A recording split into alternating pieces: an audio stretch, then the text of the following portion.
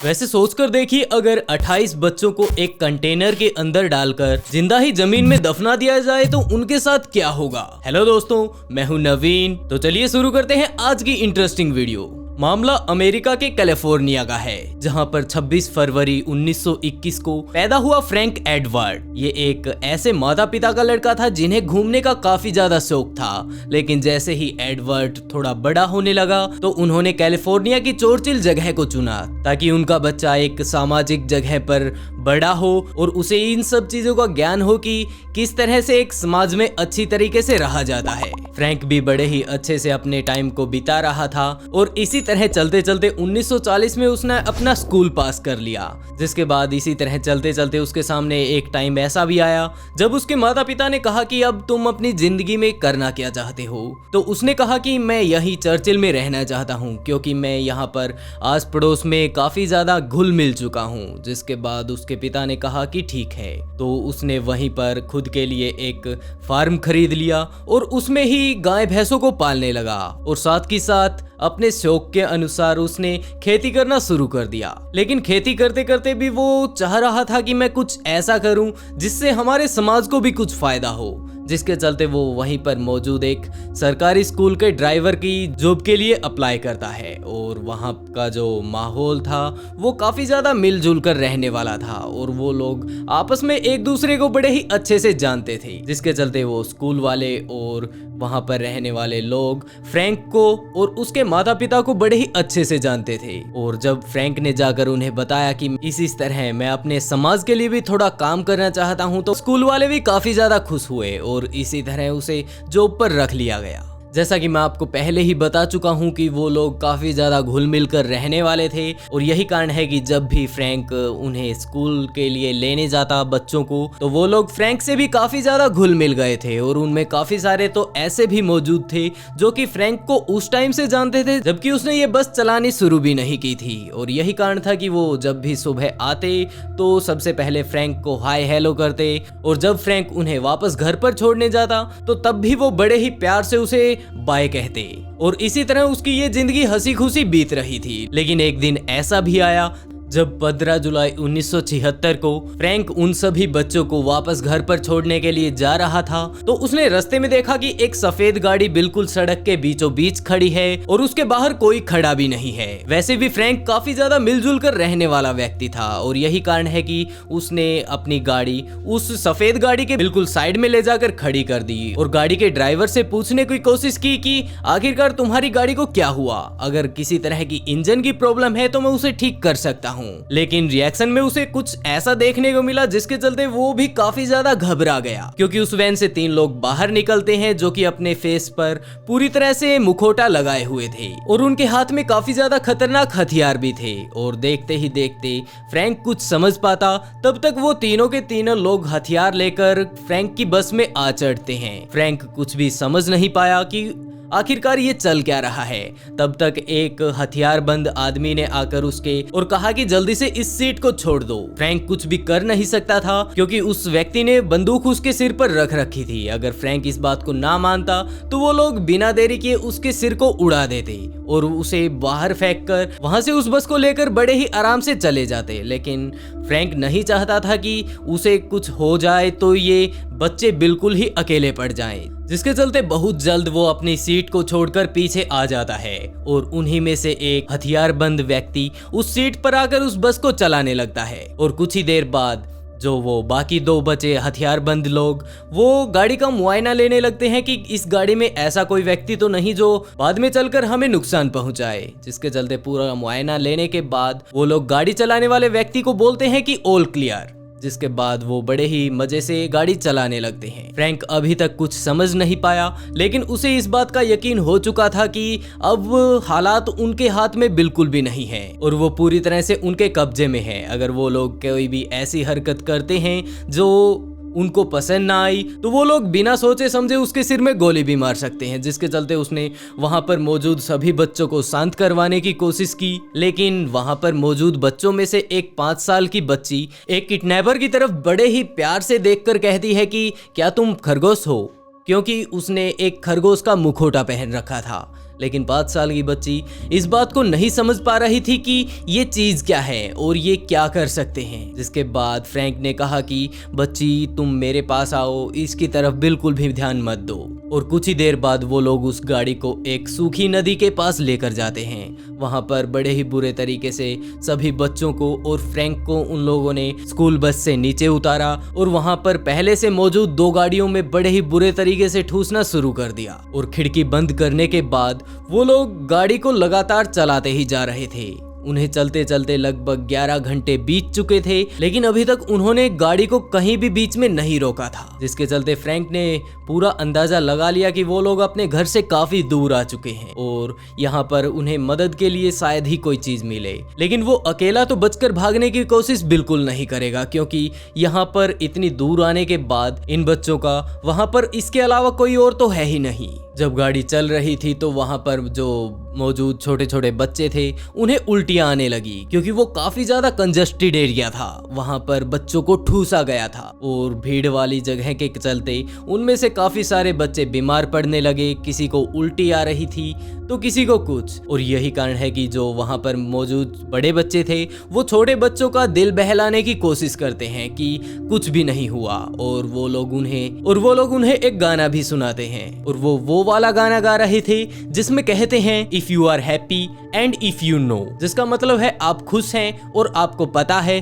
तो तालियां बजाओ। बच्चे काफी ज्यादा खुश हुए, लेकिन ये सब ज्यादा देर तक नहीं चल पाया। जिसके चलते उन लोगों ने इस गाने को कुछ और ही तरीके से गाना शुरू कर दिया। उन्होंने कहा if you are sad and you know it so clap it, जिसका मतलब ये था कि अगर तुम जानते हो कि तुम निराश क्यों हो तो तालियां बजाओ। और ये गाना सुनकर फ्रैंक और भी ज्यादा डिस्टर्ब होने लगे कि मैं इन बच्चों को अब क्या समझाऊं कि हम लोग कहाँ जा रहे हैं, क्योंकि उसे खुद भी नहीं पता था। अगली सुबह तक वो लोग लिवरमोर खदान के पास पहुंच चुके थे, जो कि जॉर्जिया से लगभग 100 मील दूर थी। एक एक करके सभी बच्चों को वैन से उतारा जा रहा था और वहीं पर मौजूद एक अपहरणकर्ता अपनी लिस्ट में उन सभी बच्चों का नाम मैच कर रहा था और एक और मौजूद अपहरणकर्ता उन्हें एक एक जोड़ी कपड़े बांटता जा रहा था। फ्रैंक अभी तक भी समझ नहीं पा रहे थे कि आखिरकार हम लोग यहाँ कर क्या रहे हैं और ये कौन है, हमें ये इस तरह नाम से कैसे पुकार रहे हैं और इनके पास हमारी पूरी लिस्ट कैसे आई, और इसके अलावा अब ये हमारे साथ क्या करने वाले हैं। लेकिन फ्रैंक को अंदाजा हो चुका था कि हो ना हो बहुत जल्द हम लोग मरने वाले हैं। वो लोग उन्हें बड़े ही बुरे तरीके से एक जगह से वहां थोड़ी दूर और लेकर जाते हैं, जहां पर एक वैन गड्ढे में दबी हुई थी और वैन का ऊपरी हिस्सा थोड़ा खुला हुआ था, जहां से एक छेद था और वो छेद इतना ज्यादा पतला था कि उसमें से एक व्यक्ति या तो बाहर निकल सकता है या फिर उसके अंदर घुस सकता है। और धीरे धीरे करके उन सभी किडनैपर्स ने सभी बच्चों को उसके अंदर भेजना शुरू कर दिया और कुछ ही देर बाद फ्रैंक के साथ वो सभी बच्चे उसके अंदर फंस गए, जहां पर थोड़ा बहुत पानी और थोड़ा बहुत खाना मौजूद था। फ्रैंक को सबसे पहले तो यही लगा कि शायद ये लोग हमें यहाँ पर जिंदा ही दफना देंगे, जिसके बाद हम लोग बाहर कभी नहीं निकल पाएंगे। जब वो लोग उसके अंदर घुसकर पूरी तरह से मुआयना करते हैं तो उन्हें वहाँ पर थोड़ा खाना, पानी और कुछ गद्दे दिखाई पड़ते हैं। फ्रैंक अभी भी कुछ समझ नहीं पा रहा था कि इतनी ही देर में वो लोग जिस ढक्कन से अंदर बस के आए थे उस ढक्कन के ऊपर एक स्टील की प्लेट बिछा दी जाती है और उसके ऊपर वो लोग मिट्टी डालने लगते हैं। ये मिट्टी की आवाज सुनते ही वहां पर मौजूद छोटे बच्चे रोने लगते हैं और वो कहते हैं कि क्या अब हम मरने वाले हैं। जिसके बाद फ्रैंक देखता है कि उनमें से एक बच्चा तो खड़ा खड़ा ही बेहोश होकर गिर जाता है। फ्रैंक ने पहले तो उस बच्चे को साइड में उस गद्दे पर लिटाया और जो बच्चे चिल्ला रहे थे उनको चुप करवाने की कोशिश की कि हम लोग यहाँ से बहुत जल्द बाहर निकल जाएंगे। लेकिन जैसे जैसे समय बीतता जा रहा था फ्रैंक खुद डरता जा रहा था और जैसे ही उन बच्चों ने रोना शुरू किया तो अब की बार फ्रैंक भी रोने लगा, क्योंकि फ्रैंक को लग रहा था कि ये लोहे की चादर मिट्टी का वजन ज्यादा देर तक नहीं सह पाएगी और कुछ ही देर बाद हम लोग यहाँ पर पूरी तरह से दफन हो जाएंगे, जिसके बाद हमारे परिवार वाले हमारा नामो निशान तक नहीं ढूंढ पाएंगे। लेकिन तभी कुछ अजीब हुआ और वो ये, उस ग्रुप का जो सबसे बड़ा बच्चा था माइक, वो उठ खड़ा हुआ और उसने कहा कि मैं इस तरह दबकर मरने के लिए जिंदगी में नहीं आया हूँ। मुझे अपने माता पिता के लिए काफी कुछ करना है और मैं यहाँ से निकल कर ही रहूंगा।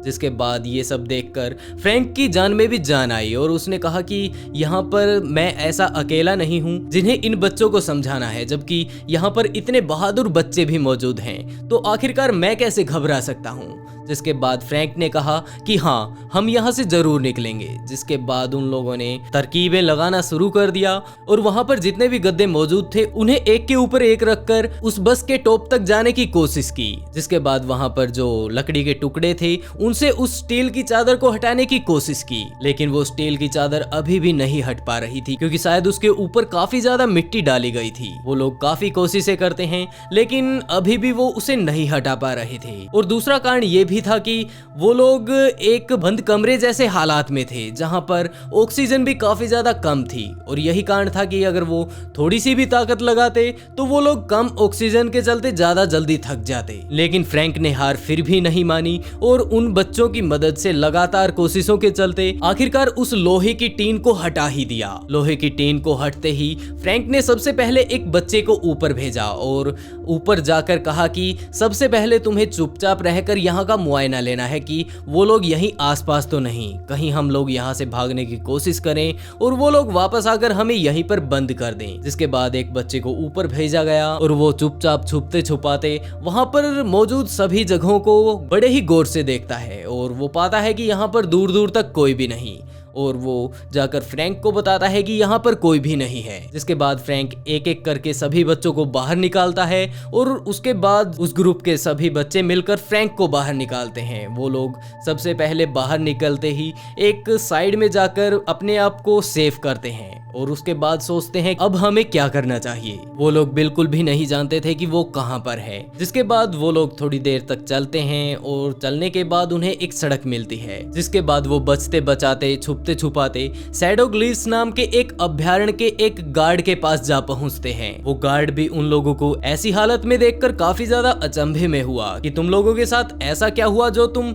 ऐसी हालत में हो। जिसके बाद फ्रैंक ने अपनी सारी की सारी हालत बताई कि हमारे साथ कुछ ऐसा हुआ है। जिसके बाद उस गार्ड ने कहा कि तुम चिंता बिल्कुल भी मत करो, मैं अभी पुलिस का प्रबंध करता हूँ। जिसके बाद बहुत जल्द वहां पर पुलिस आ पहुंची और पुलिस के आने के तुरंत बाद फ्रैंक ने बताया कि हमारे साथ कुछ ऐसा भी था। ये सब जानकर पुलिस भी हैरान हो गई कि आखिरकार आप लोगों ने इतनी हिम्मत करके अपनी जान बचा ही ली। वैसे ये आप लोगों के लिए काफी ज्यादा मुश्किल हालात रहे होंगे, लेकिन भगवान का शुक्र है कि आप लोग बच निकले। जिसके बाद वो लोग सबसे पहले तो काफी ज्यादा भूखे थे, उन लोगों ने उनके लिए खाने का प्रबंध किया और उसके बाद पुलिस इन्वेस्टिगेशन के लिए उस गड्ढे के पास भी जाती है जहां पर उन्हें दफन किया गया था। वहां पर जाकर पुलिस देखती है तो वो लोग काफी ज्यादा सहम जाते हैं कि आखिरकार इतने लोगों ने इस छोटी सी जगह में इस तरह एडजस्ट किया होगा। और पुलिस को ये बात जानने में बिल्कुल भी देरी नहीं लगाई कि इनके किडनैपिंग के पीछे किसका हाथ है, क्योंकि जहां पर उन सभी बच्चों को किडनैप करके रखा गया था